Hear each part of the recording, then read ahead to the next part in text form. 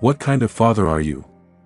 You can't even afford a house, my daughter Emily laughed, and her husband Trevor snorted mockingly as he poured himself more wine. Everyone at the table fell silent, but I just smiled. Their words cut like a knife, because I had given everything so that they could live in prosperity. I left the restaurant in silence, but I had a plan in mind. 2 months later, I returned as the owner of their building. The rent had tripled. They thought they had destroyed me, but they were wrong. Before we continue, please subscribe to the channel and let us know where you are listening in the comments. The restaurant hummed with the clatter of plates and the murmur of voices, but the air at our table was thick, like a storm about to break. The soft glow of pendant lamps cast shadows on the white tablecloth, and the scent of grilled steak lingered, though my plate sat untouched. Across from me, Emily leaned forward, her designer dress catching the light, her manicured nails tapping the stem of her wineglass. Trevor, her husband, lounged beside her, his expensive blazer unbuttoned, a smirk playing on his lips as he swirled his Merlot. "You're not eating, Dad," Emily said, her voice sharp enough to cut glass. "What's wrong? Can't afford the menu?" The table, filled with cousins, an aunt, and a few of Trevor's business friends, went quiet. Someone coughed. A fork scraped a plate. Trevor snorted, loud and deliberate, pouring himself more wine. "Maybe we should have picked a cheaper place, Em. For Will's sake." I felt the words like a slap, but I didn't flinch. My hands rested on the table, the fork in my right hand cool against my palm. I squeezed it, just enough to feel the metal bite. Emily's eyes, so like her mother's, gleamed with something cruel. She leaned closer, her voice dropping to a hiss. "You've never been a real father, you know that? Just a burden. Always scraping by, always embarrassing us." The room seemed to shrink. The clink of glasses faded, and all I could hear was my own pulse. Trevor chuckled, muttering to the guy next to him, "Poor old Will. Maybe a shelter's more his speed." A few nervous laughs rippled around the table, but no one met my eyes. I could have shouted. Could have told them how I'd paid for Emily's college, her wedding, their damn apartment. How I'd given up my own dreams so they could play at being successful. But I didn't. I smiled, a tight, controlled curve of my lips that felt more like a blade than a gesture. "You done?" I asked, my voice low, steady. Emily rolled her eyes, tossing her hair. "Oh, please. Don't make a scene." Trevor raised his glass, mocking a toast. "To Will, the king of nothing. Sit down, don't ruin the night." My chair scraped against the hardwood floor as I stood. The sound cut through the chatter. My old sweater felt heavy, the weight of their stares heavier. I grabbed my jacket from the back of the chair, the fabric brushing my knuckles like a reminder of who I was. Not this. Not their punching bag. "Enjoy your dinner," I said, my eyes locking with Emily's for a moment. Hers were defiant, unyielding. Trevor just laughed, already turning to charm the guest beside him. I walked out, my steps measured, the restaurant's warmth giving way to the bite of the October night. The door swung shut behind me, muffling their voices. My breath clouded in the air, and the streetlights flickered, casting long shadows on the wet pavement. Their words echoed in my head, each one a spark igniting something I'd buried for years. I didn't look back. My hand slipped into my pocket, fingers brushing my phone. A plan was forming, hazy but sharp at the edges, like a blade being honed. They thought they knew me, thought they'd broken me. They didn't know a damn thing. The streets of Columbus were quiet, the kind of quiet that presses against your chest. My shoes crunched on stray leaves, and the cold stung my face, but I barely noticed. A street lamp's glow caught a puddle, and I stopped, my reflection warped in the water. My phone was in my hand before I realized it, the screen lighting up with a photo of Emily, 6 years old, gap-toothed, holding a daisy. My thumb hovered over the image. And the memories came rushing back, uninvited. 20 years ago, I'd sat in a bank, the air thick with the smell of ink and paper. The loan officer's pen scratched as I signed for Emily's college fund. My tie was too tight, my shoulders ached from a double shift, but I'd smiled. She'd be the first in our family with a degree. I saw her future, bright, boundless. I didn't see the cost to mine. The memory shifted. 10 years back, Emily's wedding. The venue was a blur of white flowers and clinking glasses. She'd glowed in her dress, a vision I'd paid for by emptying my savings. I'd wanted to travel, see the Rockies, maybe, but that dream dissolved in the rustle of her veil. She hugged me that day, her perfume sharp and sweet. "You're the best, Dad," she'd said. I believed her. 5 years ago, Trevor's Cafe. The place smelled of fresh coffee and ambition. He'd shaken my hand, his grip too tight, his promises too slick. "This'll change everything, Will. You'll see." I'd handed over the last of my retirement fund to help him start it. He'd called it a loan. Never mentioned it again. I blinked, and the street came back into focus. My house was just ahead, a squat, shingled thing in a row of similar homes. The porch light flickered as I climbed the steps, the key cold in my hand. Inside, the air was stale, the couch creaking under my weight. A photo of Emily sat on the shelf, her smile frozen in time. Next to it, a stack of old papers, bills, receipts, reminders of what I'd given up. I pulled a yellowed check from the pile, the ink faded but legible. Payment for Emily's tuition, written in my careful scrawl. My fingers tightened around it, the edges crumpling. She'd stopped calling after the wedding. A card at Christmas, maybe. Trevor's Cafe thrived, but my name was never on the lease, never in the story they told. The kitchen clock ticked, each second louder than the last. I set the check down, my hand steady now. The pain was still there, a dull ache in my chest, but something else was growing, something hard, unyielding.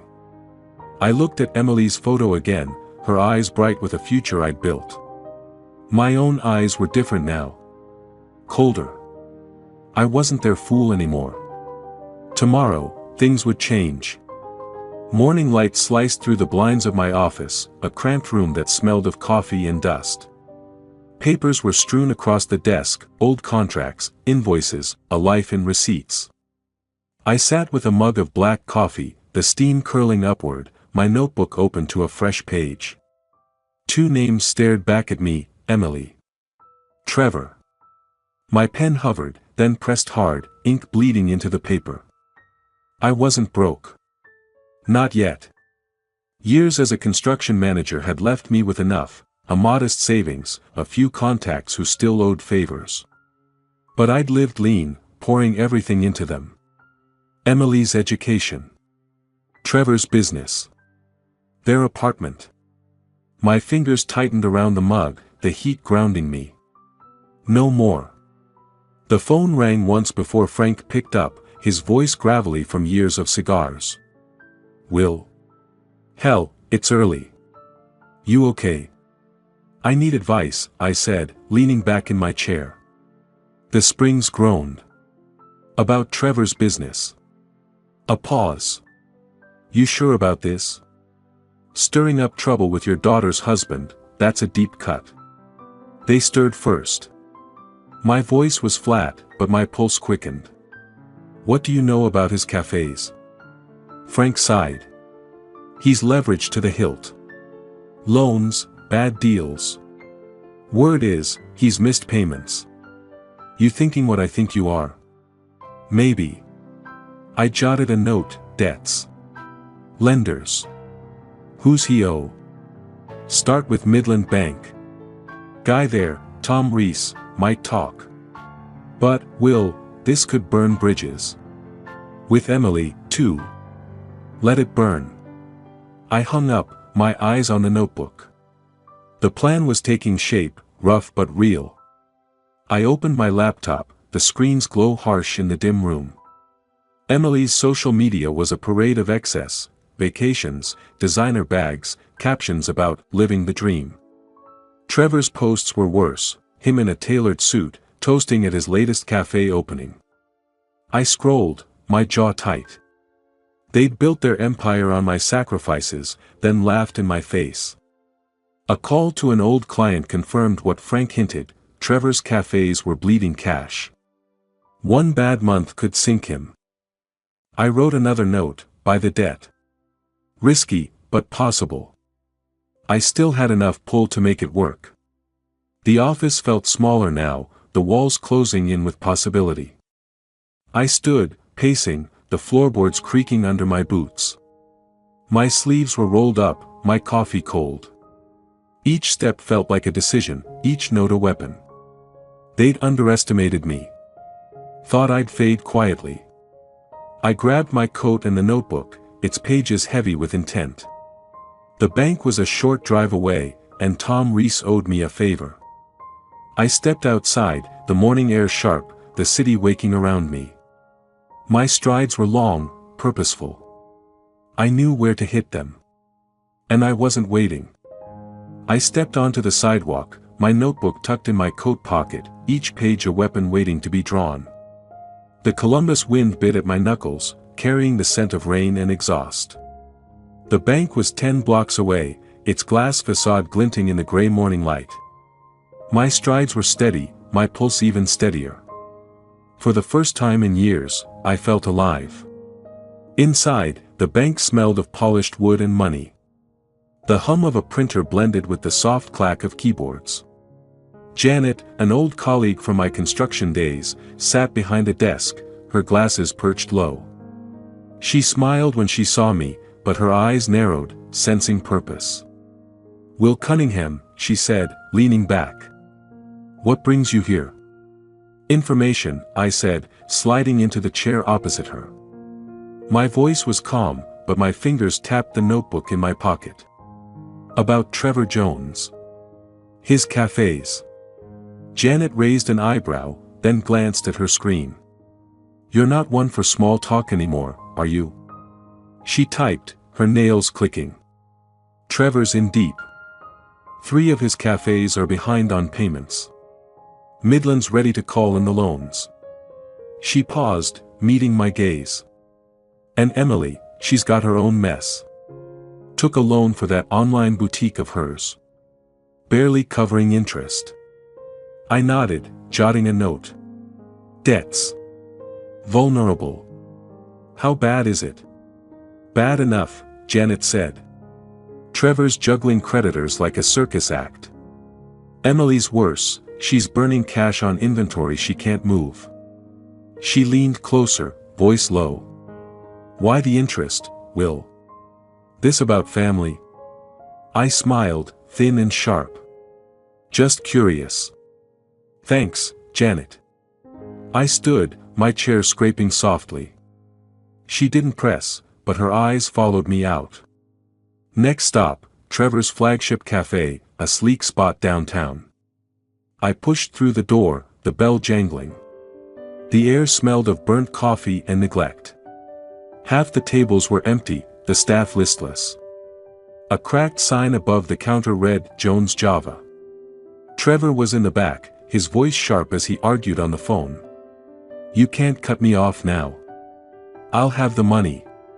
His shirt was wrinkled, his hair unkempt. I ordered a coffee, paid in cash, and sat near the window, unnoticed. The cup was cold by the time I left, but my notebook was heavier, empty seats. Angry suppliers. Back home, the glow of my laptop lit the dim kitchen.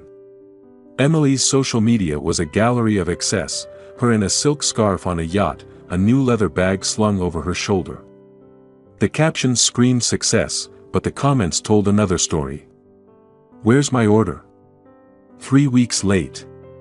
Her boutique was crumbling under complaints. I wrote, "Vanity. Her weakness." The clock ticked past midnight, my coffee long gone cold. I leaned back, the chair creaking. Their pride was my opening, their debts my leverage. I pulled out my phone and dialed an old partner, a man who knew how to move money quietly. The line rang as rain began to patter against the window, each drop a promise of what was coming. I signed the papers, and Trevor's debts became mine. The investor's office was all glass and steel, the air heavy with the scent of leather and ink. My pen moved smoothly, each stroke a step toward their unraveling. The investor, a bald man named Kessler, slid the contract back across the desk.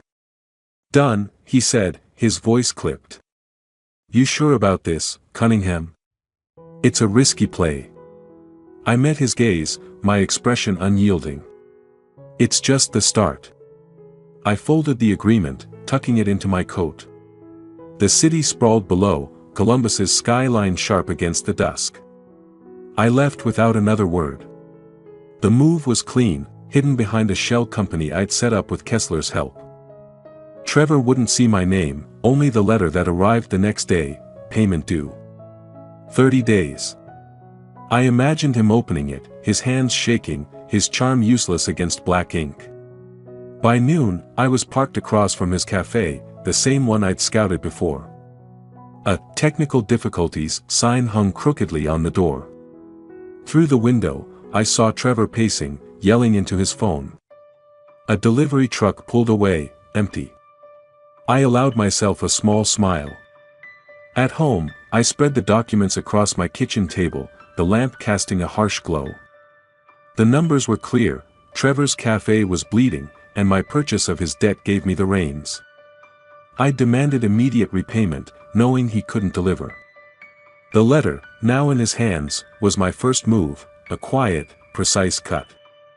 I leaned back, the chair groaning under my weight. Emily's face flashed in my mind, her smile from that old photo in my drawer. Was I going too far? She'd stood by Trevor, laughed as they humiliated me. But she was still my daughter. The thought lingered, heavy, until I pushed it aside. This wasn't about her, not yet. It was about justice. The phone rang, the screen lighting up with an unknown number. I picked up, my voice steady. "Yes. It's Jones," Trevor snapped, his words rushed. "This creditor nonsense, who's behind it? You know something, don't you, Will?" His panic was almost sweet, a crack in his polished facade. I leaned against the counter, the letter still in my hand. "Sounds like you're in trouble, Trevor. Maybe you should have been more careful." I let the words hang, my tone calm, almost amused. He cursed, demanding answers, but I hung up, my pulse steady. The rain outside had stopped, leaving only the drip of the faucet.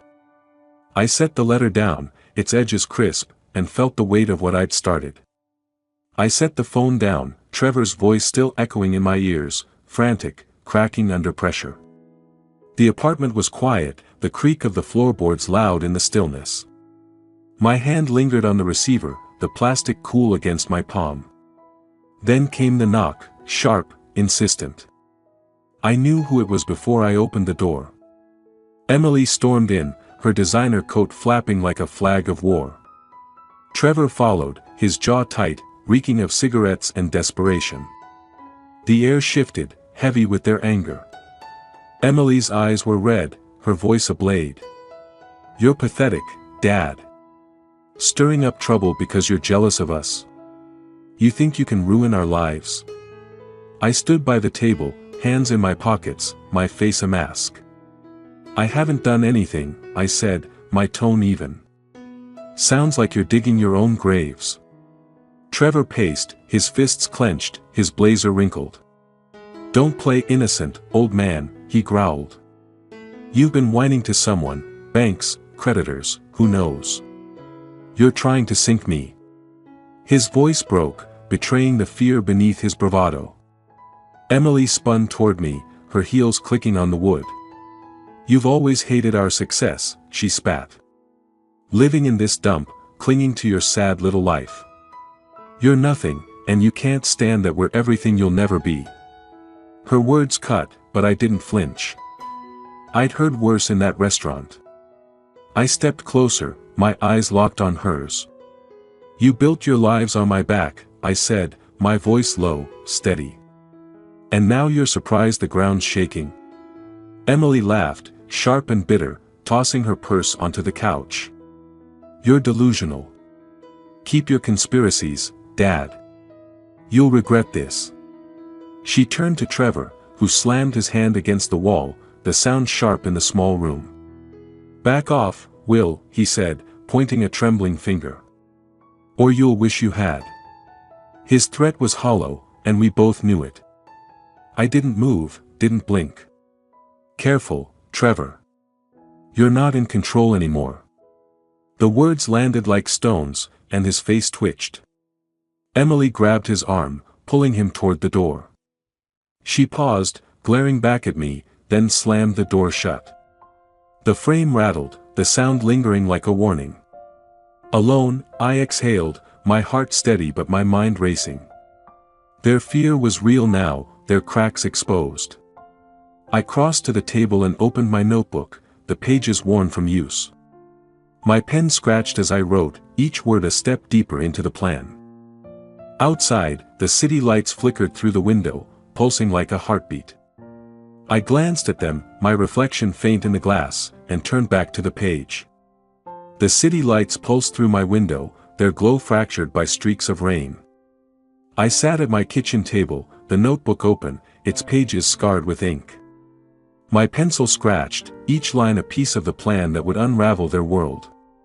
Emily's words from earlier, her venom, Trevor's threats, echoed, but they only sharpened my focus. This wasn't anger. It was precision. I picked up the phone, dialing Ron, an old partner who'd navigated more real estate deals than I'd had years. His voice crackled through, gruff and wary. "Will. It's late. What's this about?" "A building," I said, my tone steady. "The one at 14th and High. I want it. Quietly. Through a shell company."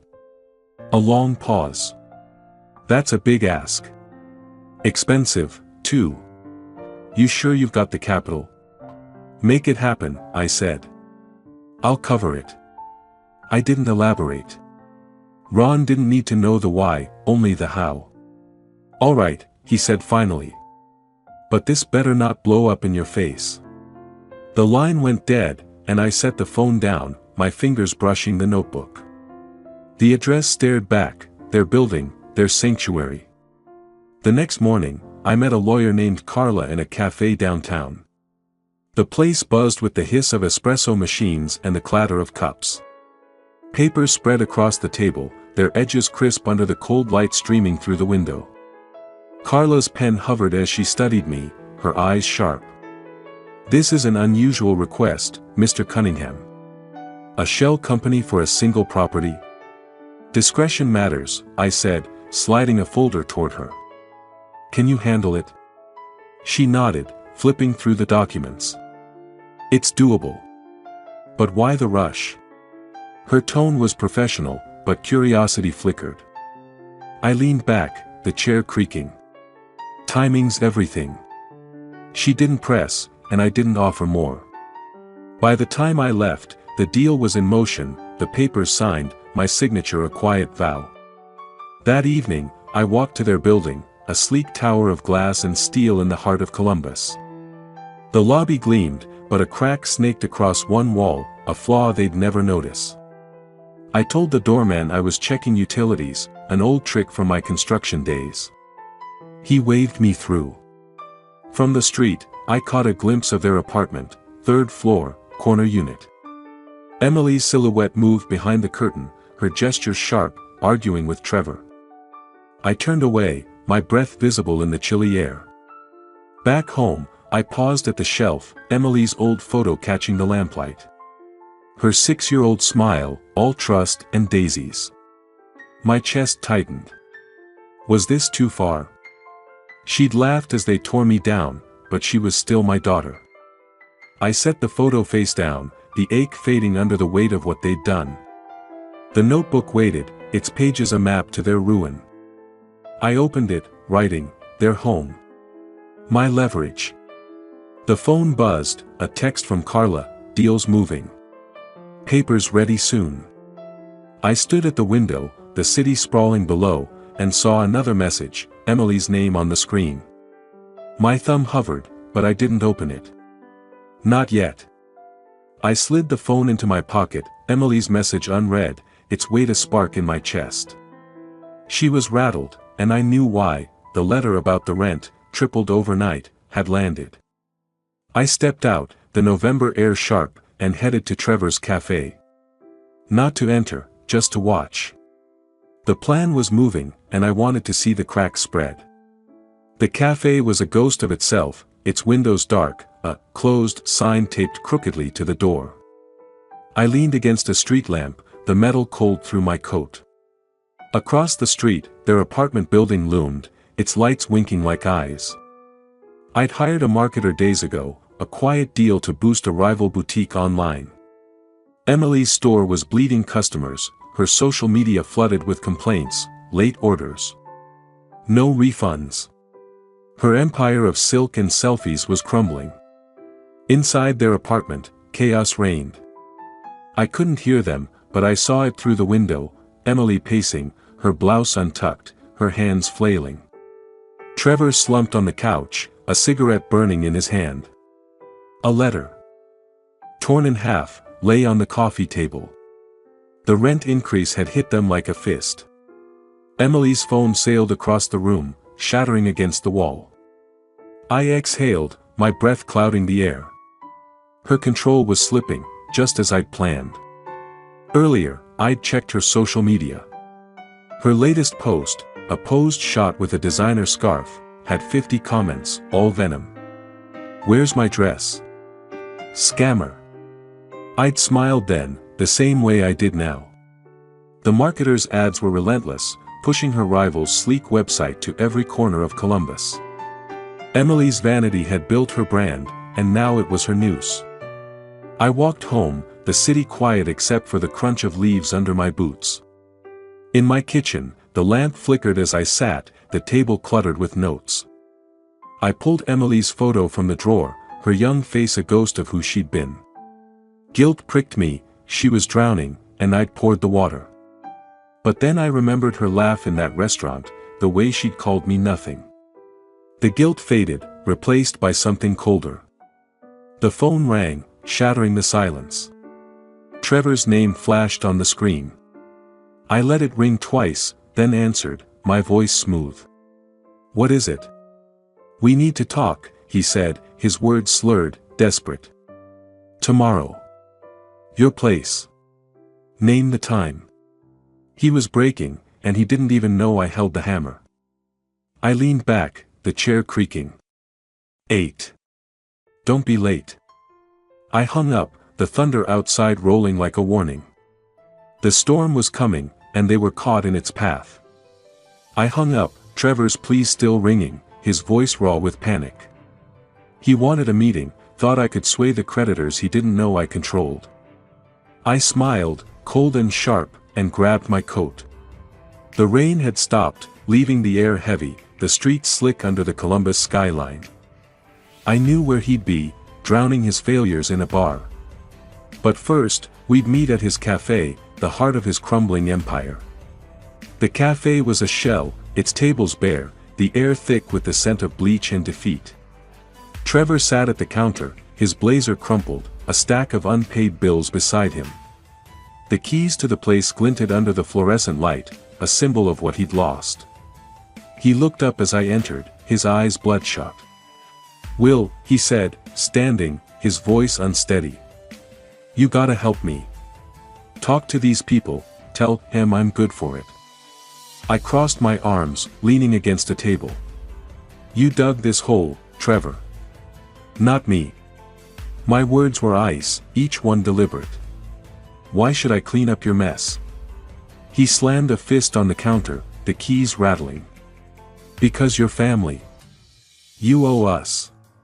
His desperation was pathetic, his charm gone. I didn't flinch.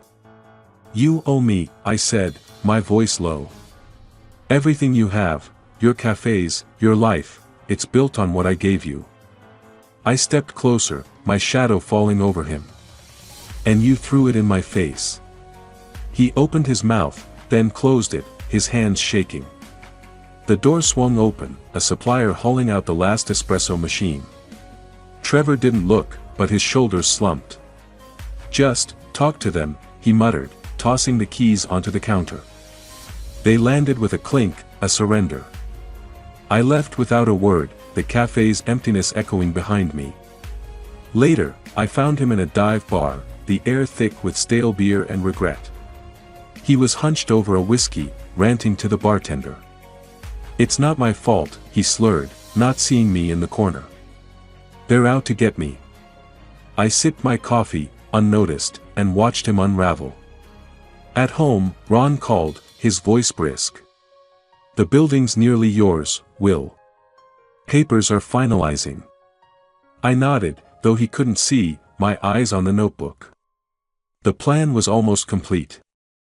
I spread the documents across the table, their weight a promise. Trevor's cafes were gone, Emily's store was failing, and soon, their home would be mine. The mailbox clattered outside. I retrieved a thick envelope, the lawyer's seal crisp under my fingers. I tore it open, the words clear, "Property transfer complete." Lightning flashed, illuminating the room, and I set the letter down, its edges sharp.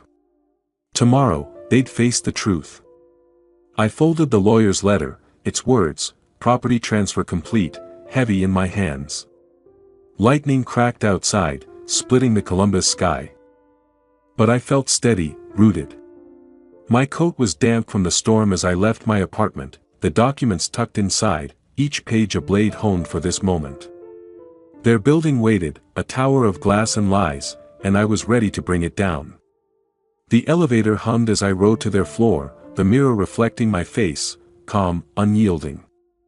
Their door was ajar, voices spilling out, sharp and frantic. I knocked once, hard. The voices stopped. Trevor yanked the door open, his shirt untucked, eyes wild. "Will," he said, his voice breaking. "What the hell are you doing here?" I stepped inside without waiting for an invitation.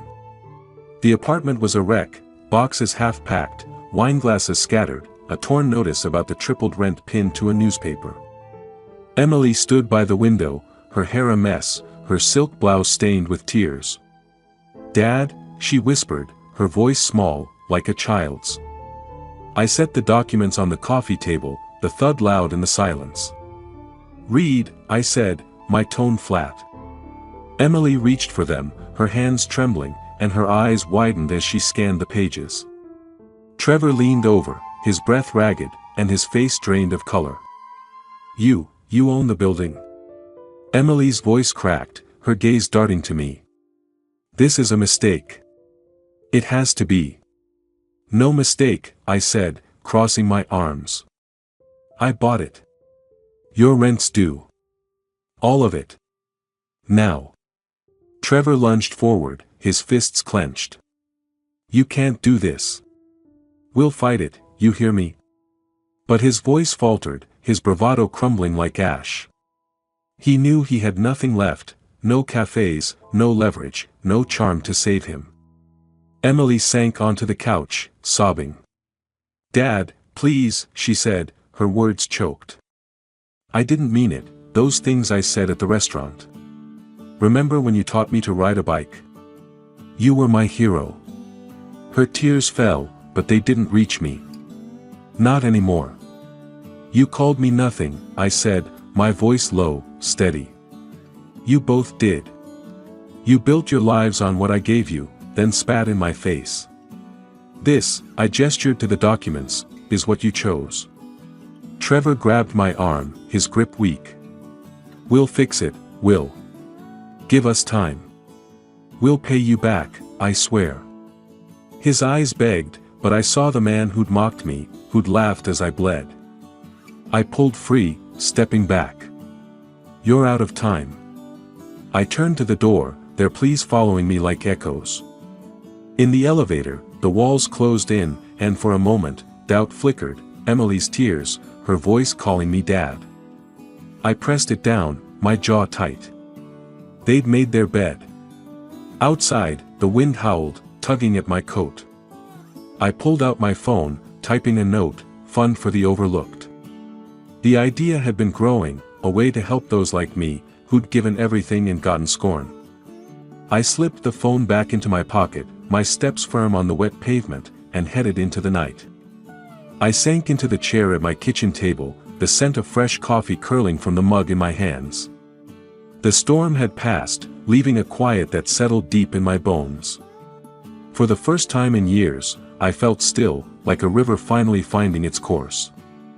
My notebook lay open, and I wrote, "Fund for the sacrificed.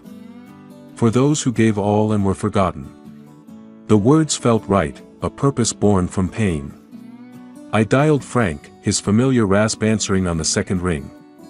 "Will, you sound different. What's going on?" "I did it," I said, leaning back, the chair creaking. "They're done. And I'm starting something new, a fund, for people like me. People who gave everything and got nothing but grief." Frank let out a low whistle. "Hell, you don't mess around. You really pulled it off. After all they put you through." His voice held awe, and it warmed me, like sunlight after a long winter. "Had to," I said. "For me. For others." We talked details, structure, goals, and by the time I hung up, the idea was solid, a beacon in the fog of what I'd done. The next day, I walked to a small office I'd rented downtown, its windows bright with morning light. The air smelled of fresh paper and possibility. A consultant, Sarah, sat across from me, her laptop open. "Your fund's viable," she said, sliding a budget across the desk. "We can launch in a month if you keep the momentum." I nodded, signing the first forms. My pen steady. "Let's make it happen." The act felt like planting a seed, one that would grow beyond me. As I left, a memory surfaced, years ago, standing in a bank, signing away my savings for Emily's wedding. I dreamed of the Rockies then, of open skies and freedom. I'd let that dream go for her. Now, I was free, the weight of her betrayal lifted. The contrast sharpened my resolve. That evening, I wandered through a park near my house, the air crisp, the leaves crunching underfoot. Children laughed on a playground, their parents watching with quiet pride. I stopped, my breath catching. My fund would matter, to someone's father, someone's sacrifice. It wasn't just revenge. It was redemption. Back home, the mailbox rattled as I approached. I pulled out a single envelope, Emily's handwriting scrawled across it.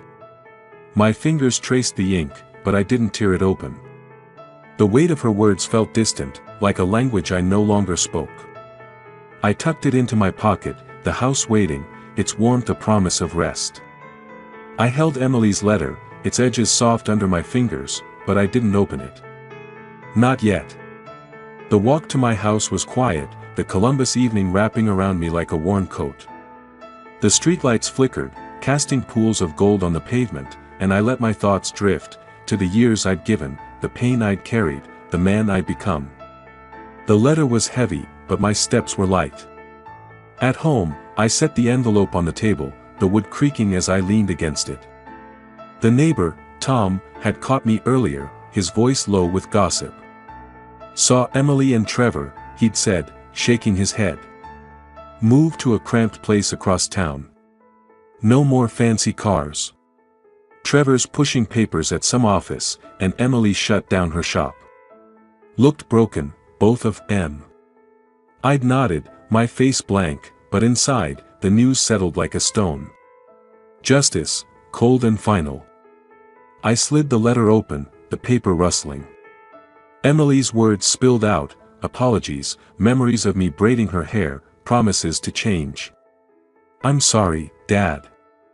I didn't see you. Please, let's talk." Her handwriting trembled, but it didn't move me. I'd heard her laughter in that restaurant, felt the sting of her scorn. I folded the letter and tucked it into a drawer, next to old photos and faded checks. That chapter was closed. The next morning, I stood in a bright community center, the air warm with the scent of coffee and new beginnings. My fund's first meeting buzzed around me, dozens of faces, some weary, some hopeful. I stepped to the podium, my voice steady.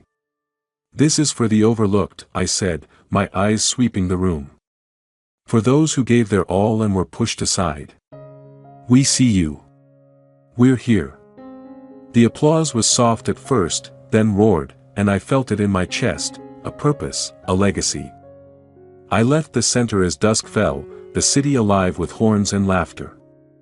The street stretched before me, lined with trees bare from winter's touch.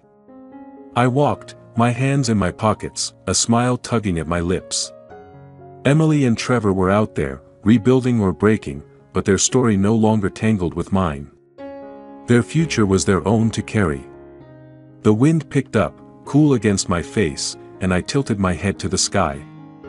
The stars were faint, but they were there, steady above the city's glow. My steps echoed, each one a note in a song I was finally writing for myself. If you liked this story, please like this video, subscribe to the channel, and share your impressions of this story in the comments. To listen to the next story, click on the box on the left. Thank you for watching.